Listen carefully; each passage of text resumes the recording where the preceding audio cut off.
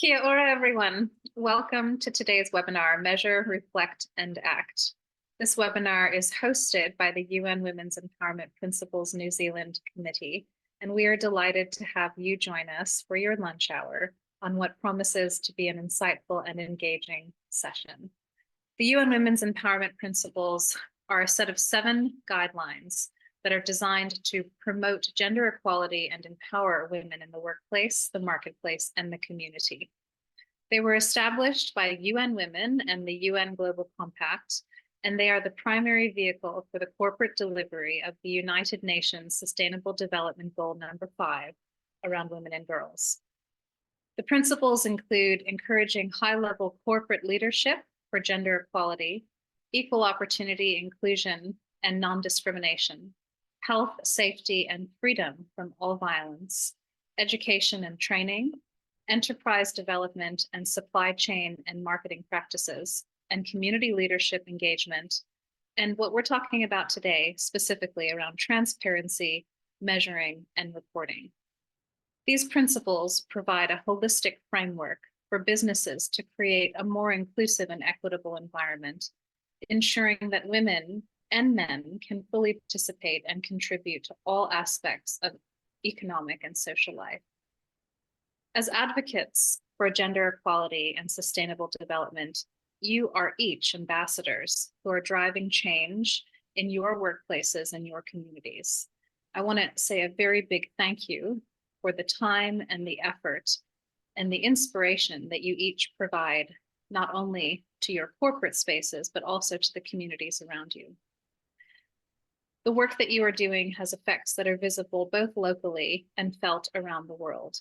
Your leadership and commitment and innovative approaches are not only advancing women's empowerment, but also fostering inclusive and thriving environments for all.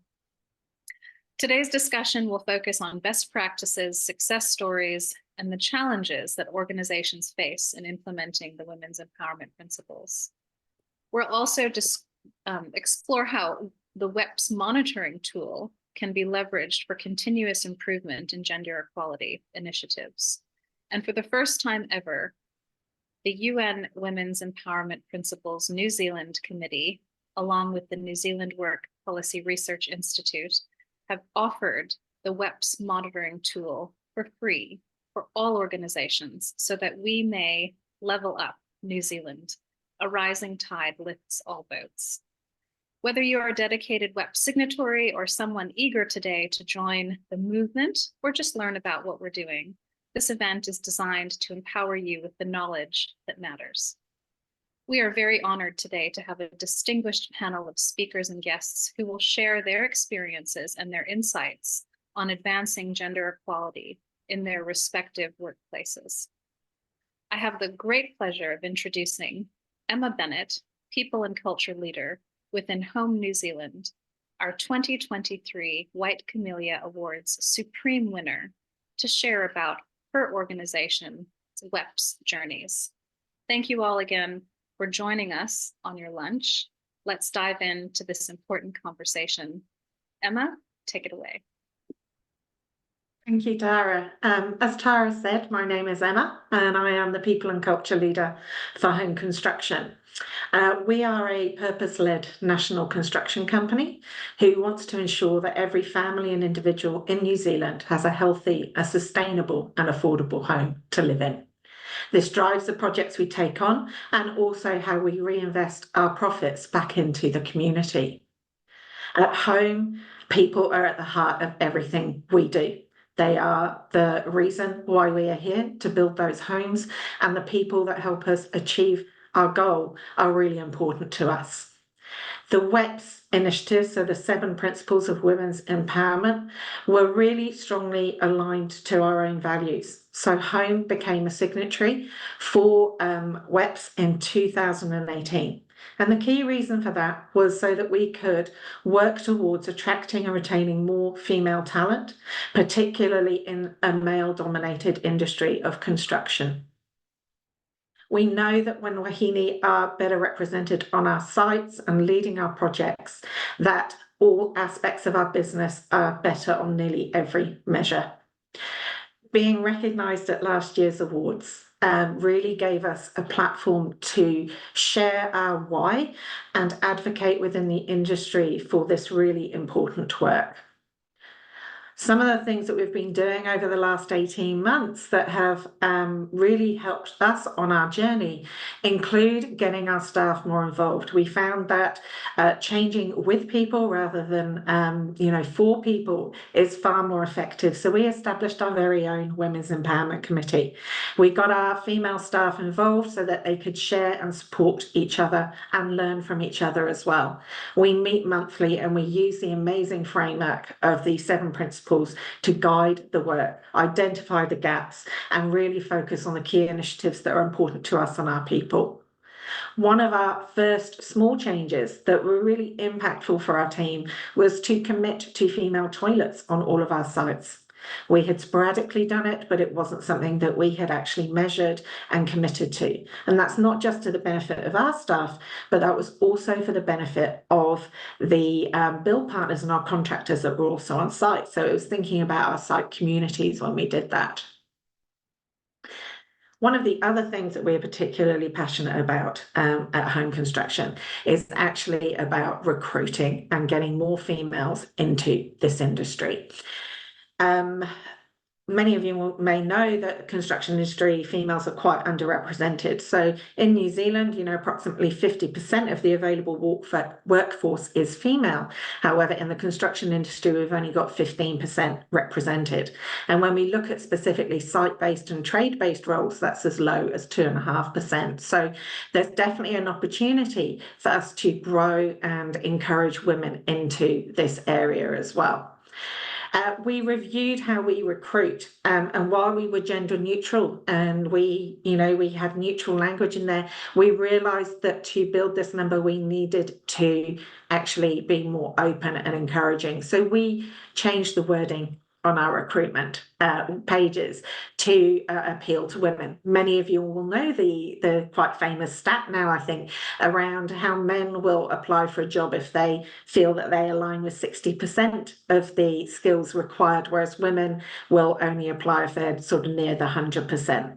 So we put wording in there to encourage women to apply. We also partnered and worked with female-led recruitment industries, agents, that were specific to the construction industry. As a result of that, in 2022, 50% of all our recruitment was female, and in 2023, 40% of all of our recruitment was female. So that has really helped us to build and grow the number of female staff in our team. We're currently at 62% of technical and specialist roles. So, really working in that construction specialist field. And we're sitting at just 49% across the whole company, which is pretty incredible. And we've definitely seen some growth there from the work that we have been doing. Other things that we need to work on, though, are the trade roles. So as I said, across there, it's 2.5%. We're at 11%, but we've definitely got room to move and to grow in that space.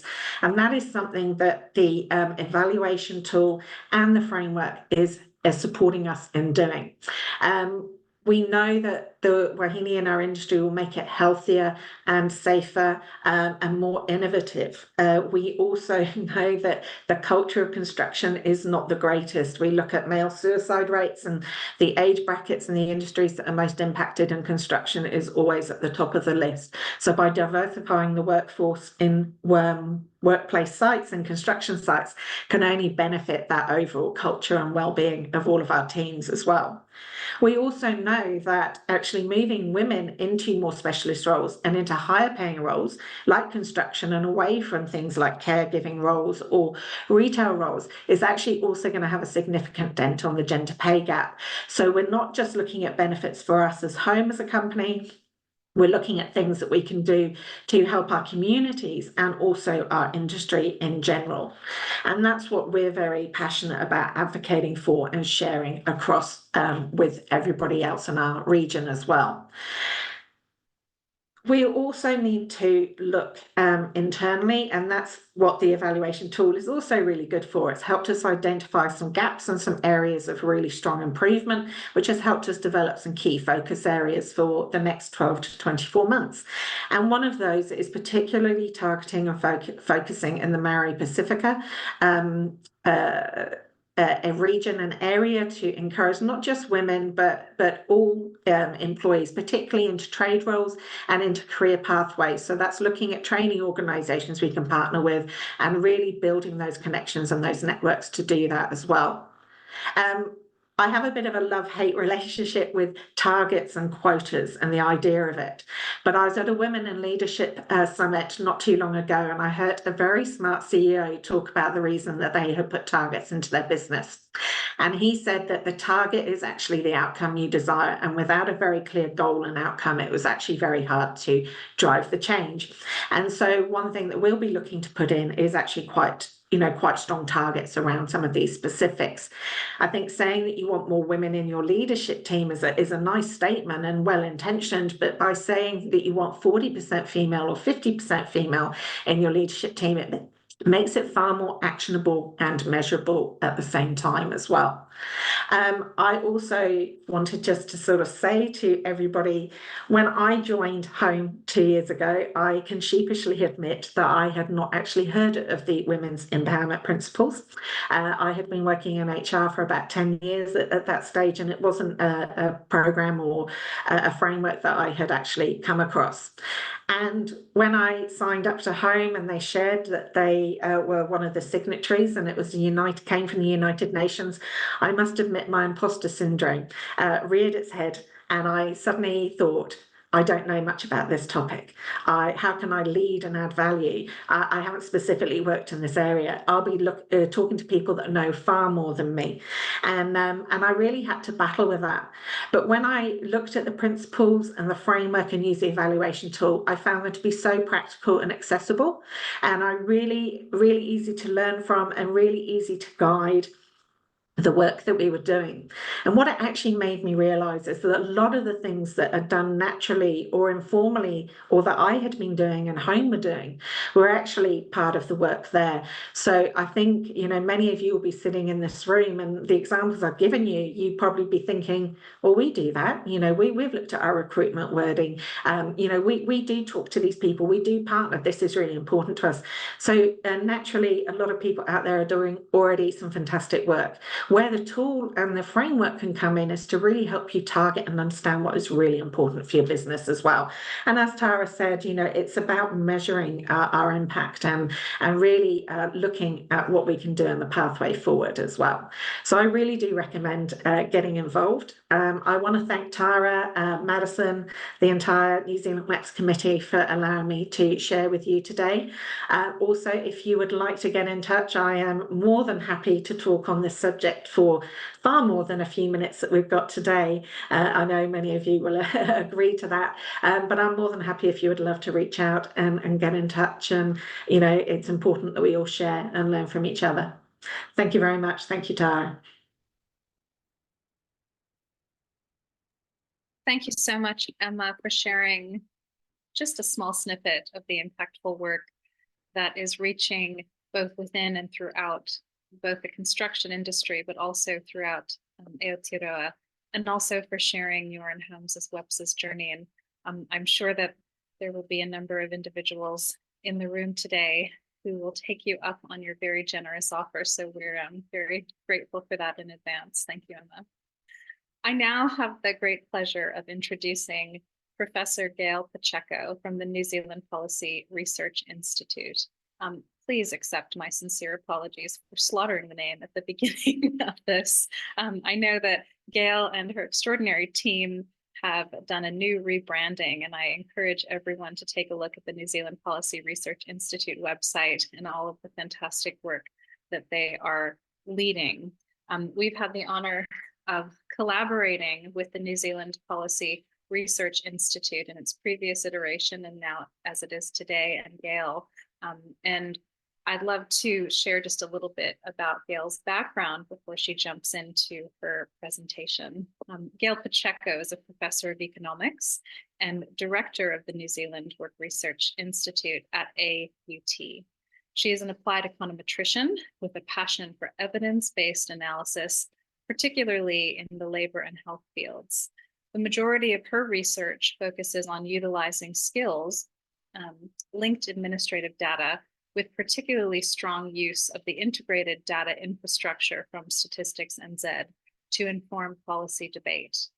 The evidence of the policy impact of her work is highlighted by being the 2018 recipient of the NZIER Economics Award that recognizes outstanding contributions to the advancement of economics and its applications in New Zealand, which are of relevance to the economic welfare of New Zealand and likely to be of long-term lasting importance to New Zealand. Gail, the floor is yours. Thank you very much, Tara. Wow, I didn't expect that sort of introduction. Really happy to be here. And as Tara mentioned, my focus is on using evidence, and I think this is exactly what this Women's Empowerment Principles tool does. So we've been running the survey at the New Zealand Policy Research Institute, used to be known as the New Zealand Work Research Institute, over the last 7 or 8 years. And we've been running the tool since 2015 on an annual basis.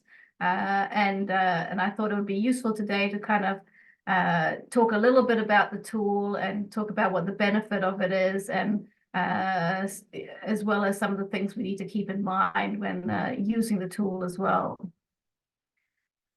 So just as a reminder, I know Tara reeled them off at the start as to what the principles are, but just as a reminder of what the 7 principles are, it's worth kind of noting. And I know from talking from a number of organizations that some organizations, while they're aware of all 7, might sometimes be having programs that are focusing on 1 or 2 of these at a particular time, or doing a little bit in all of the spaces. So looking at these principles doesn't necessarily mean you have the time to be putting huge programs in place for all 7. So that's worth keeping in mind. So the first of the principles is obviously establishing high-level corporate leadership for gender equality. We've been talking about that for a very long time, I know, across organizations, ensuring leadership by gender. The second principle is treating all women and men fairly at work in terms of human rights and non-discrimination. On the third one, that's more focused on the health, safety, and well-being. So we have a number of questions there in those domains in the tool, whereas the fourth one is around education, training, and your professional development. And that's focused obviously on women. In the fifth one, we're looking at enterprise development, supply chain, and marketing practices. So that's more about who you're working with and your practices in that space. And then the sixth is promoting equality through community initiatives and advocacy. So that's your external engagement. And the seventh one has always been my favorite one, because that's all about transparency. So that's the ability that you care about these principles, you care about equality, and I'm particularly interested in pay equity and pay equality, but you're also measuring it, and you're then communicating that, whether internally or externally, so you're transparent about what you're doing and what you're looking at. So those are the 7 principles. The survey itself has really 2 main aims that I wanted to kind of focus on. The first one, and we've been doing this annually since 2015, is it gives us some trends over time in terms of what's happening across New Zealand organizations. And we often break it up into different groups, so sometimes we can see it by different size organizations. But it gives us a good sense of where trends are happening and what's going well, what's not going so well, that we need to go, oh, wait a minute, we need to check on that area. There's something going wrong there. What are we doing wrong in that space? Or what could be affecting it? The second main purpose is really about giving a whole lot of case studies. So if you look at our website where we've got all the past reports and of the tool, we have a lot of case studies which give you examples of what different firms have done, initiatives they've taken on, which I think is just so useful. You know, it's not something I would have thought useful many years ago, being the quantitative researcher I am, where I like lots of numbers, but really actually the qualitative case studies are so powerful because each organization is different. So we can't necessarily apply the same thing from one to the next in a lot of cases. So seeing these different examples of what others have done give you some ideas of what could potentially work within your organization and ideas that you wouldn't have normally thought of as well. So those are the two main purposes of the survey. The survey hasn't remained static. We have been developing it over time as well. We've had a set of consistent questions that we keep to make sure we can monitor things over time, but we've also added new aspects to it. So as Emma pointed out, we've also got an increasing focus on Māori and Pacific women and that intersectionality, as well as looking at disabled. And as Tara mentioned, this is the first time that we're now offering the survey to more, to make sure that it's not just signatories that are able to undertake the tool, but other organizations can also undertake the tool to understand how they're performing in these areas. The last thing I'd point out is there's of course some limitations that are worth noting. So when you look at the results online and you see particular trends over time, you're not necessarily comparing like with like, because there could be different organizations that do it on a year-to-year basis. So I try to focus not on annual shifts, but on the long-term shifts. You know, that's what we really need to be moving the dial on, not just what's happening between 23 to 24, but what's the long-term trend? What's the long-term trajectory? Because that shows we're making meaningful shifts. Of course, in the past, there could have been selection bias, but which means if those who are signatories are the ones who are doing it, then they're automatically the ones who are already interested in making a push in this space. So they're the best firms and who are trying to make a push here. But now that we've opened up to a lot more, hopefully that mitigates that selection bias.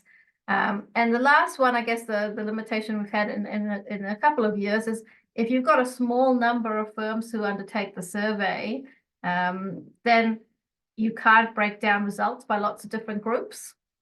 So this is my plug always. So to get the more responses we get, the more we can tell, because we can then break it down by different size of organization, or by different industry sector, or a whole range of things. The bigger the sample that we have to draw on. So that's my way of turning some of these limitations, or caveats, not really, pure limitations on their own, but caveats into how can we get more out of this survey? What's the next step forward in this space?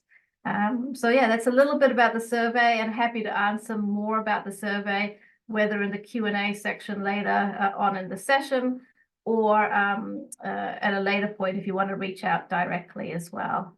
Thank you.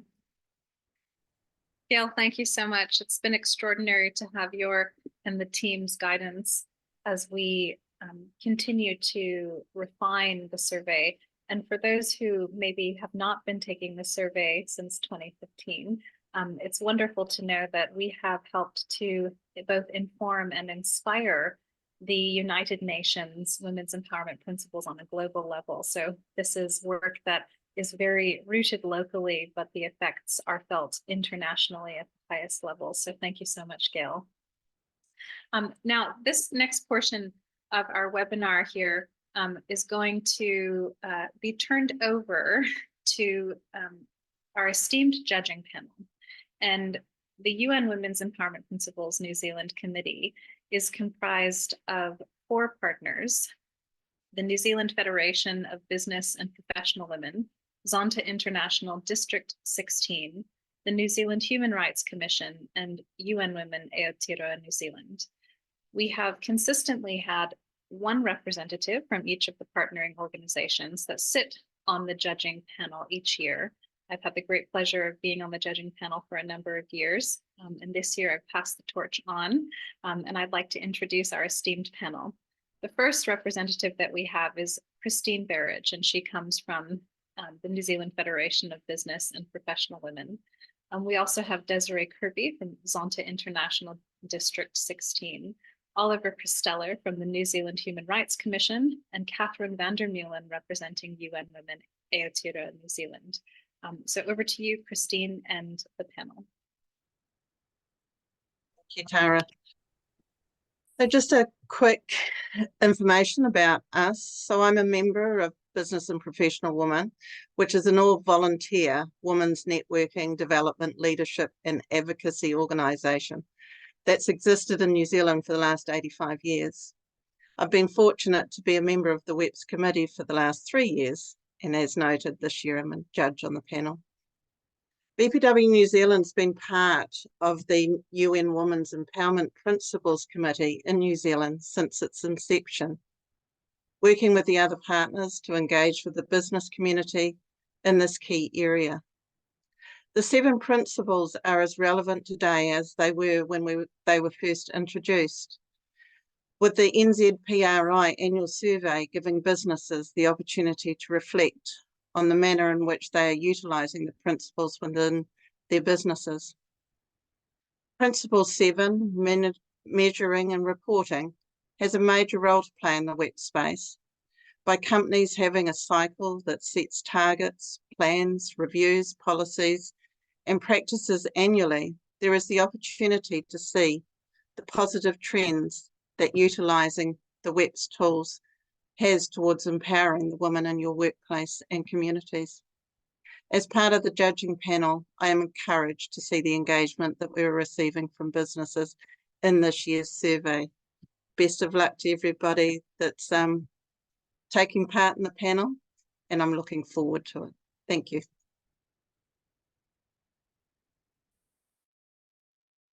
Oliver, if you want to take the lead on the next introduction. Kia ora koutou, ko Oliver Christeller tōku ingoa.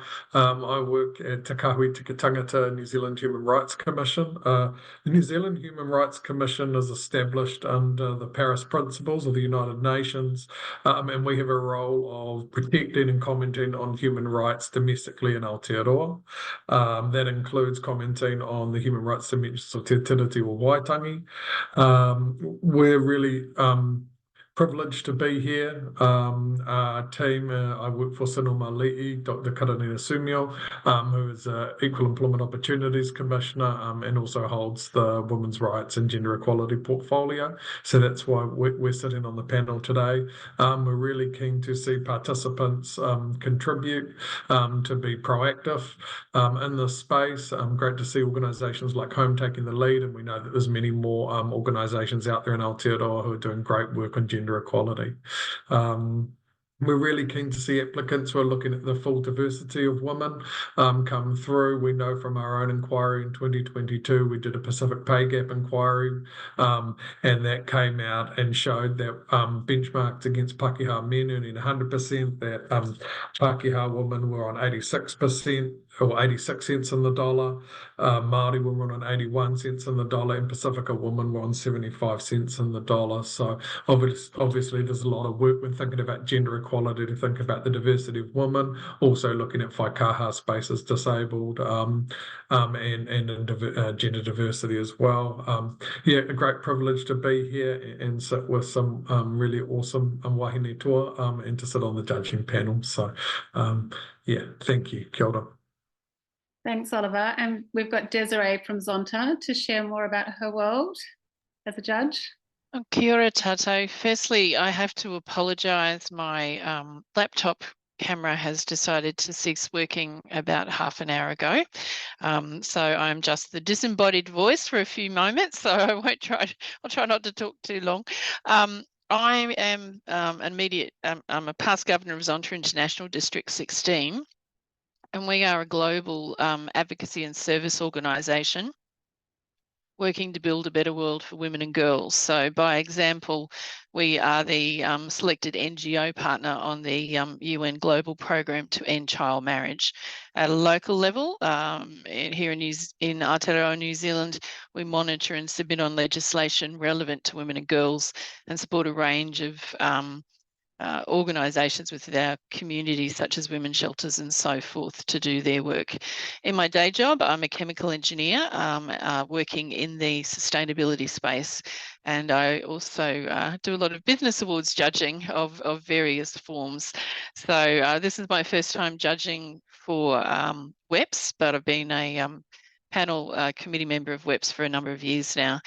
In terms of a comment from me about what potentially we're looking for, it's important obviously to be listing all the projects and so forth that you're doing, but you know, there are a lot of sort of supports in kind and intangibles out there too that people do that I don't think we track and give ourselves enough credit for. So I'm hoping through this exercise you will. For example, with Principle 6, looking at community initiatives and advocacy, the types of support you might be giving organisations, whether it's a free boardroom, allowing a female employee who's got a leadership role in that type of organisation to have some flexibility around, you know, work hours and so forth, to travel to events. So yeah, I'm very much looking forward to seeing that wonderful breadth of work that is going on across Aotearoa, and I wish all the entrants the best of luck. Thank you.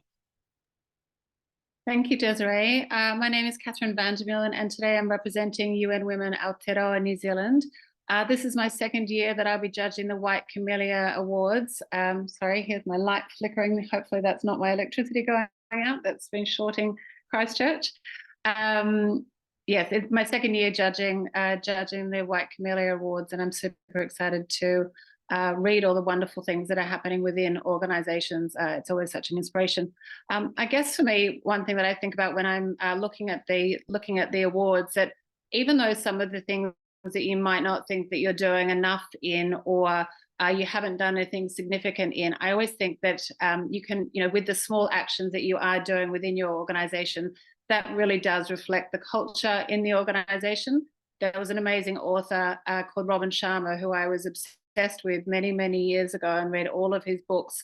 And one of his famous quotes was, "Our days are our life in miniature." And I truly believe the same thing in terms of our actions within our organization reflect the culture of our organization. So even the smallest things that you might be doing, please include those in your submissions for the White Camellia Awards this year.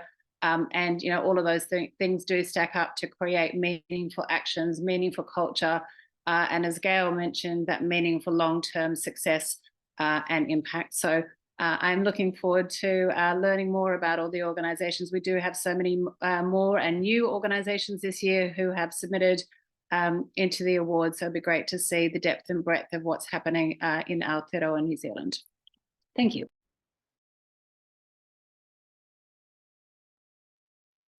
Thank you, everybody. It's really fantastic and such an insight, I think, for organizations to hear directly from the judging panel. Now, I have the pleasure of introducing our panel discussion today. And our panel discussion will comprise of Professor Gail Pacheco, Catherine Vandermeulen, who is a judge, as you've just heard from, and Emma Bennett from home. So we're going to be discussing best practices and success stories, challenges and solutions in implementing the WEPs, and leveraging the monitoring tools for continuous improvement.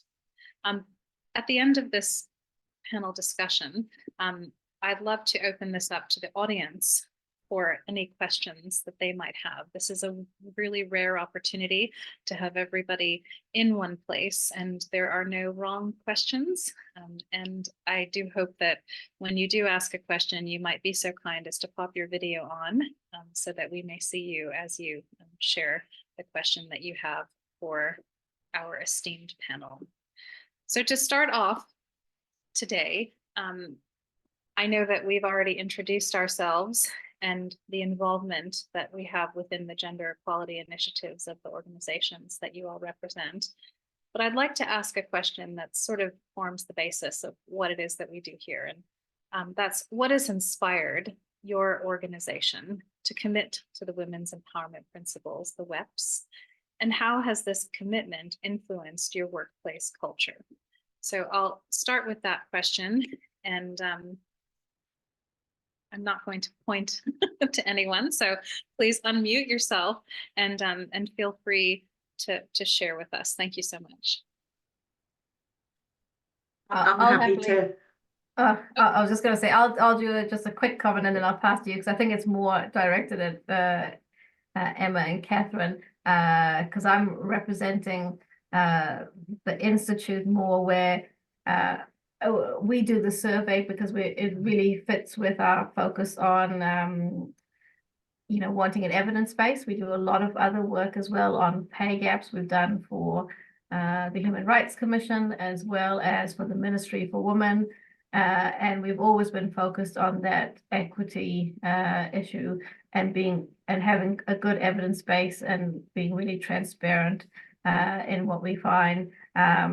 So that's why we signed up to do the survey, which we do as a public good. So compared to a lot of the other research we do, where we need to fund the staff we do this as a public good exercise, because we think it's really important to have the information out there, and that's what inspires me. Thanks, Gail. For me, I shared a little bit earlier about the type of organisation Home is. And I think the commitment just comes from a sense of it's a no-brainer. It's the right thing to do. There's benefits to the people that are in your organisation. There's benefits to the organisation.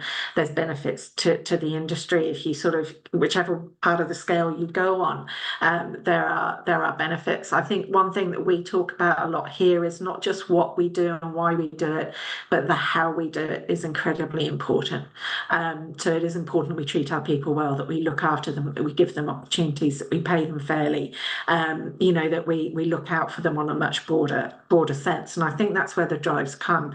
The drive has come from the top down. The intent was with our owners, with the business, and it's we've got a bunch of people here that are very purpose-led and aligned with it. So we're very lucky in that space. From my perspective, obviously, as a board member of UN Women Aotearoa New Zealand, we meet monthly as a board on a Saturday, and there's always an incredible support and culture that is wrapped around our board. I've got 2 small children, so many of my board meetings are on the sideline of soccer or hockey games or anything in between, dodging sleet and snow and all sorts of things out on the fields. And there's always that level of support that is wrapped around us in whatever environment that we need to show up in. And I also think from a practicing what we preach, there's been a number of examples as UN Women Aotearoa New Zealand that has showed up for our team to support our team in leadership initiatives, whether that be through education, whether that be through support if I needed to travel, where we're able to step up and to have wonderful support, not only from our board, but to be able to have childcare, to be able to support our team to travel. As a single parent, that's huge for me, and there's been no other organisation that I've ever been a part of that has been willing to step forward and contribute to that. So I think it's also about practicing what we are preaching, and a culture that really does wrap their arms around all genders, but that also enables and supports women. I always say we're only 132 years away from gender equality, and I joke about it, but we've got a lot of work to do, and we do need to continue to lift and support and empower and engage our women. So thank you. So Emma, you shared about the fact that this has come from the top down, and that's really helped drive the culture that you have at home. And clearly, Gail, as the director, you also are bringing this work from the top down, and Catherine, being a board member, looking at our organization. When you have the leadership at the top level that are very convinced, how do you think that helps or hinders the rest of the organization getting on board? Because especially we're all for Wahine here, and clearly when we're in the boardroom or the lunchroom, we are a diverse group of individuals. And is there any advice that you might have for leadership or members of your organization that maybe don't see the value of precious time being spent on monitoring, assessing, evaluating how each respective organization is supporting women in the workplace, the community, and the marketplace. And so this is for all three of our esteemed panelists to answer.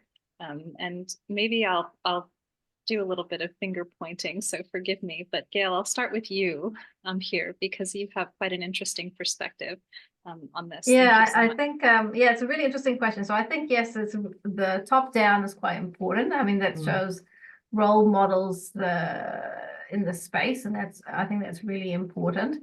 The key thing is that I think comes back to what Emma said at the very start, that people need to understand that for business purposes, this is important. It's not necessarily just because, of course, we want to do the right thing, but really it makes good business sense, you know. It's good for productivity. It's good for that end result, which is key. I think that it's really important to understand. It's not a thing to tick a box for something. It makes good business sense. And I think that's the key thing there. And to your second point, you don't know, as you said, you don't know what you don't know, right? So unless you measure it, and you don't know where the gaps are. So you might be doing really well in a lot of spaces, but until you measure it, you want to know, are there any particular holes that you need to improve on? So a good example I give is I did some work with Westpac a few years ago where they wanted to look at their pay gap, and I worked with them on their data, and they were quite upfront that they had quite a large gender pay gap, but they wanted to understand where was the source of this. And what we found with looking at the data, once we'd gone through a range of different exercises and really looked closely at the information and like with like, we found that actually within each team or within particular roles or bands, etc., there wasn't any gaps. But the main issue is that many women were just not progressing up the leadership ladder within the organization. And that's where the organizational gap stemmed from. So we managed to kind of pinpoint where the particular issues were, and that allowed them to kind of think about what initiatives they could make in that space. And they were very public about it as well, that this is our large pay gap and we're going to make initiatives in this space to help with pipeline into leadership for women. So until you actually measure it, you don't know where the issue is coming from. So I think that's really important. Thanks, Gail. When we connected earlier in the week and we were talking about the progress that had been made, particularly at board level, where at board level generally across both public and private organization is sitting at 50 to 70% are women and 30% is male. And so we've been able to see over the last probably 7 or 8 years of those things being balanced out.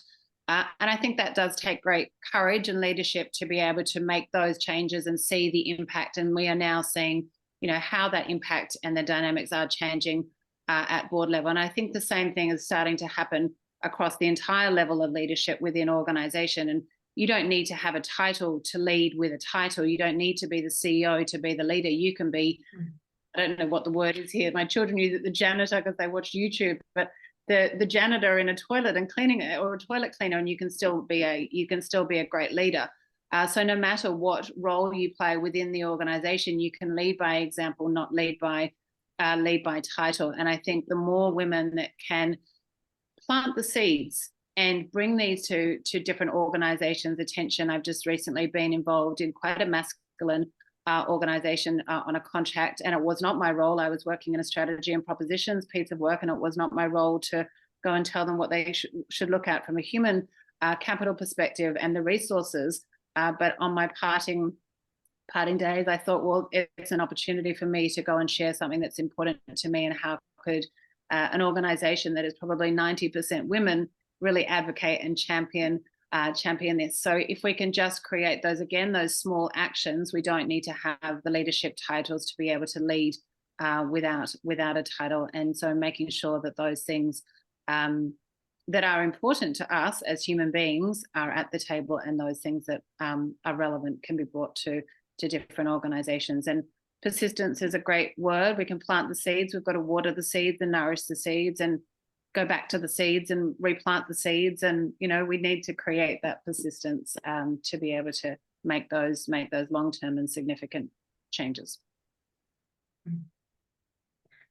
And I just very quickly wanted to add that I'm very lucky in the organisation I'm in at the moment that the leadership was supportive and partly driving that. We've got a very open culture. We're very transparent with our team. We consult a lot. I mean, certainly part of it is bringing people on the journey with you. But I have also worked in organisations that HR was just there to hire and fire. You know, when I remember my last job before this one, spoke to the CEO that had recruited me with the directive to go in and sort the culture out and improve the culture. And I said to him, what sort of culture do you want? You know, what needs to change? I said, what are you looking for? And he said, I want to make more money. I was like, that's not really the culture. So, you know, before, I think sometimes depending on what your resistance is within an organisation, you may actually just need to look at a much broader lens and kind of maybe fix some of key issues broadly across the business. So are you transparent? Do you communicate well? Do your team trust you and trust the leadership? Before you start sort of maybe targeting or sort of focusing on key initiatives, maybe look at the environment you're in there. I'm also quite a good advocate for for covert and guerrilla warfare, I call it. So I have spoken to some recent, you know, off the back of the Supreme Award last year, connected with a few different people and have had some conversations with people that like, my leadership team won't support this, you know, my manager won't support this, but I'm keen to do whatever I need to do and I'm really interested. And I think to your point, Catherine, small changes and you know, I think Desiree, you mentioned it, you know, don't cast aside some of the small little things that you're doing because they build and they grow and the momentum gains. So if you've already got an HR budget and you can sort of be very clever with it to do a little initiative, if you can, you know, if you regularly survey your staff, maybe, you know, ask some questions around diversity and just covertly move it into there. And then once you start doing that lead by example and evidence starts building to actually sort of the snowball gets bigger and bigger. If you need, just start small. That's kind of, yeah, what I would say.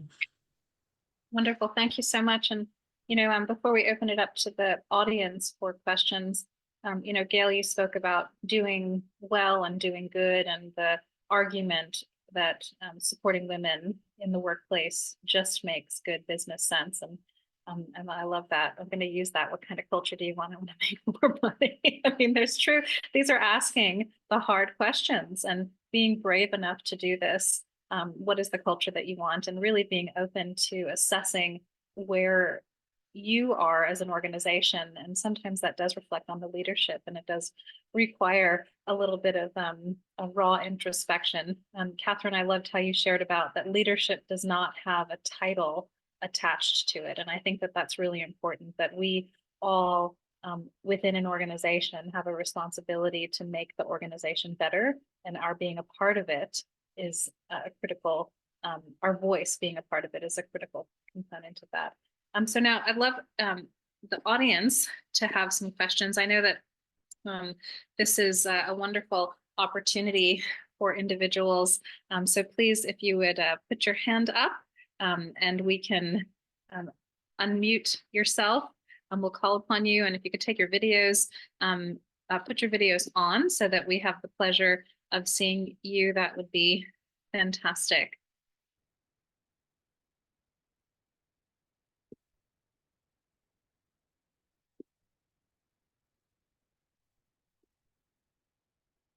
Akula Sharma, hello and welcome. Kia ora.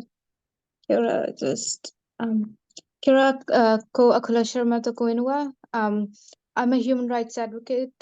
Here I do that annual Global Rights Tracker survey for Human Rights Measurement Initiative. I was recently a news reporter for the NZME, and I've now shifted my focus from news reporting to a bit more social work. I want to talk about, when we speak about lead by example and not lead by title. I like that quote very much, Catherine. It's always really hard for us because when, especially ethnic women, obviously we're labeled minorities in these organizations. When we go up there, the office seems quite enticing. When we start working there and we see an issue that arises, and then when we raise that issue, more often than not, sometimes bravery is not welcomed with open arms. Sometimes bravery can be welcomed with being shunned out, or basically, being gaslighted. I have seen with the organization that I work very closely with, Migrant Workers Association. So often migrant women, obviously they're already very scared to speak up at work. And when we, kind of boost their confidence, and then they do speak up, they lose the bare minimum benefits that they already had at that workplace. So there's always this kind of fear-based system we encounter in some of the organizations. So are there any tips on how to tackle it, and maybe in a more productive way from any of you? I have one thought that comes to my mind, and it used to be a strategy that I had to use with my late father, because my late father did not take on any of my wonderful ideas. So I would give these ideas to a consultant that we paid very well in our business, in our family business. And I would give those ideas to the consultant after I just pitched them to my father, which he rejected. And then I'd give them to the consultant to go and pitch. And then Dad would come back and say, I've just had this amazing idea. And he would share with me the idea that I had just delivered via the consultant, via my father. And then he'd come back and tell me what a great idea that he just had. So if there's a way as an interim, if you're feeling like you can't be brave to share that idea yourself, plant it with somebody that they have that trusted and committed relationship to plant the seeds, and then see how it might filter back through the organization. I was able to get all of our projects over the line for a solid year with that process, until I called him out on it. Thank you. That helps. Are there any more? Thank you so much, Akula, for the work that you're leading, and also for sharing that question with our esteemed panelists. Does anyone else have a question? And please, I know that there's sort of broad questions, and then there's also very specific questions. So all questions are valid here. Michelle, I see that you have your hands up. Please introduce yourself, and we'd love to hear your question and thought today. Thank you. The floor is yours. Hi, thanks a lot, Tara. So I'm Michelle, and I have a wee background in community psychology. And one of the things that we used to talk about in my community psychology classes is, whether change needed to happen organically or whether it needed to happen through policy-driven initiatives. And what I'm hearing today is a strong advocacy for every little thing counts, which would be a very organic way of creating the changes you want. But as we heard from Catherine, it's going to take 132 years, and so I'm wondering, how do we get the balance right between advocacy through organic means in our organizations, so those every little thing counts, in that top-down policy change that can help us take big steps forward?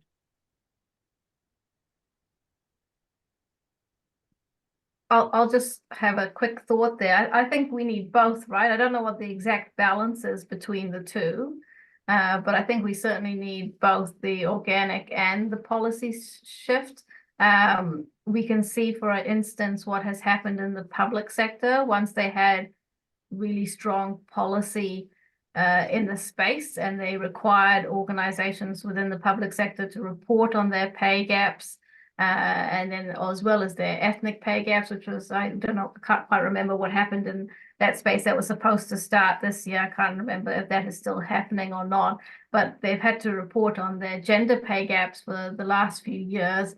And that's really seen a big shrinkage in their pay gaps over that time once the reporting has had to happen. So I think it shows that a policy is really important. We haven't seen as much of a shift in the private sector, which hasn't had that policy. We were going to potentially have that, but that looks like it might have shifted now. So I think you need policy, but along with it, you need these organic shifts as well. So I don't know exactly what the balance is between the two, but I think both are important. Yeah. Sorry, I might just sorry, add to go that a little bit as well, because when I joined Home, it was a very organic business. So I came in and a lot of decisions had been made as things got presented or as issues sort of arose. So it was quite organic and there was a lot of informal processes. I must admit, you know, I have come in and formalized quite a lot, because the other problem with informal and organic is, you know, I looked at the risk in the business and I looked, well, if that person or those two particular people leave, we lose this culture and we lose the momentum and we have to start again, and we might miss good stuff that we were doing because one particular person was driving it. So that's my goal behind formalizing it, and also the intentionality of it as well. And I think the small things are really important, and that leading by example and not by title is really critical for buy-in and growth. But you also, to Gail's point, you have to measure a lot as well, because I think to get buy-in from people, being able to use examples of how things have improved or changed or benefits that we've seen is a really powerful message, particularly if it has been organic and led by people. So, you know, my remit when I started formalizing things was I don't want formality to strip away the organic and the natural growth here. And I sort of said, well, actually, the policy is there to guide an organisation, but we can make the decisions through our culture in line with that. It doesn't have to be prescriptive. Sometimes there's a bit of fear between making things too formal that the paper will sit on the shelf and the natural sort of humanness of making change will be lost. It's about, like Gail said, I think the balance, and that's going to be different for everybody.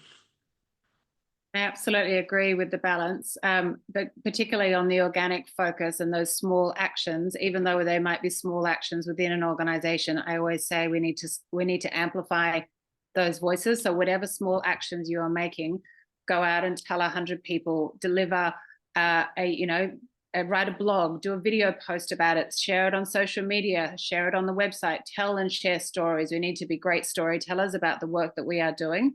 So the more that we can amplify and tell and share those stories, the more impact that we can have. And don't underestimate how those small stories can actually impact other organizations who are reading those stories. So there's obviously so many wonderful ways in this world of the digital world that we can tell and share those stories to create organic changes, but amplify those voices.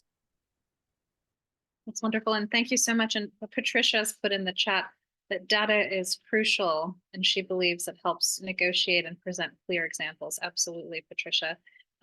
We have time for one more question from the audience, if anyone would like to share.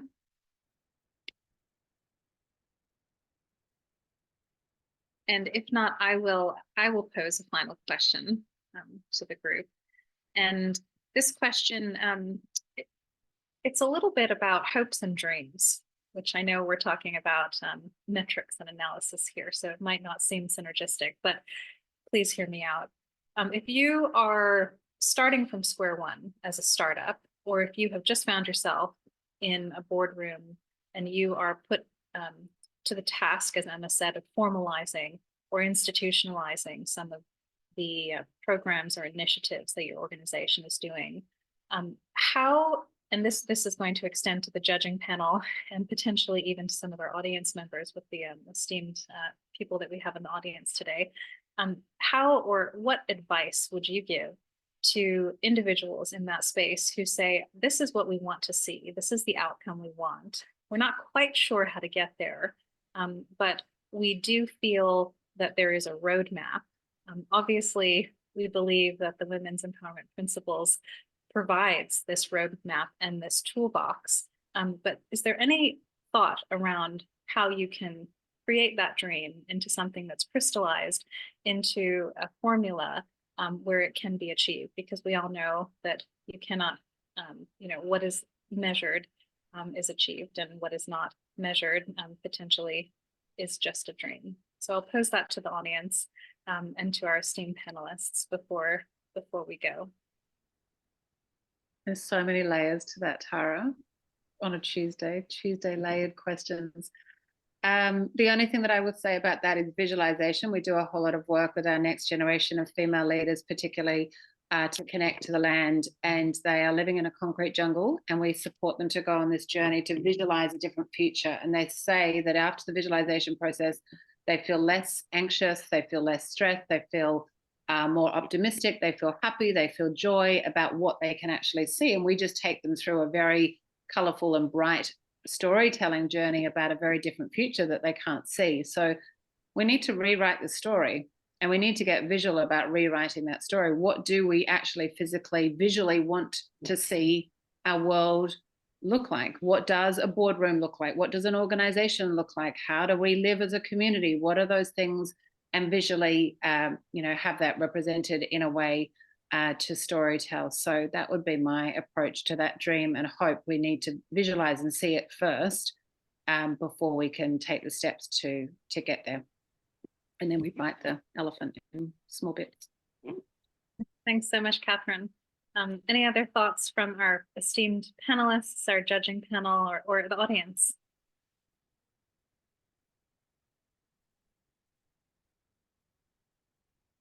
Wonderful. I think that, when we set out to achieve the big, hairy, audacious goals that we do, one of the most important things is to look to those individuals and organizations who have achieved it before, who have basically laid a roadmap for us.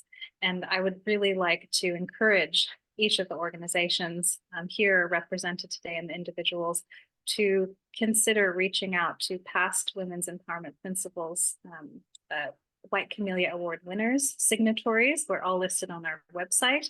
I know that one of the best things about the WEPs community is how open each of the signatories is about sharing their pathways towards the ongoing successes that each of them have.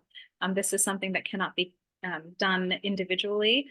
It has to be done within the community, and a true mindset towards creating lasting and impactful change. And so we do thank each of our panelists and our judges for being here today to share a little bit of insight into the process around the White Camellia Awards and the actual policy research, the survey. And I want to say a big thank you.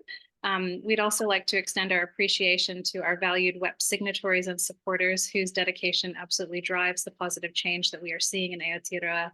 A special thank you to Gail Pacheco, Patricia Dela Cruz from the New Zealand Policy Research Institute, the UN Women's Empowerment Principles Committees onto International 16, the New Zealand Federation of Business and Professional Women, and of course the Human Rights Commission for your unwavering support and commitment to this important initiative. And finally, as before we log off and get back to our Tuesdays, a reminder that the applications are now open for the 2024 White Camellia Awards, celebrating businesses that champion gender equality. This year's theme is Investing in Women, Accelerating Progress, and it really does highlight the importance of advancing women's empowerment in the workplace and beyond. For more information, you can log on to our website, unwomen.org.nz, look for the Women's Empowerment Principles, and a reminder that this is a free tool. So whether or not you would like to submit yourself for the White Camellia Awards or not, please utilize the tool, share it internally, share it externally, but please remember that it takes a village, and that women, when we empower women, we empower everyone. So thank you so much, everyone, and have a fabulous rest of your day. Thank you.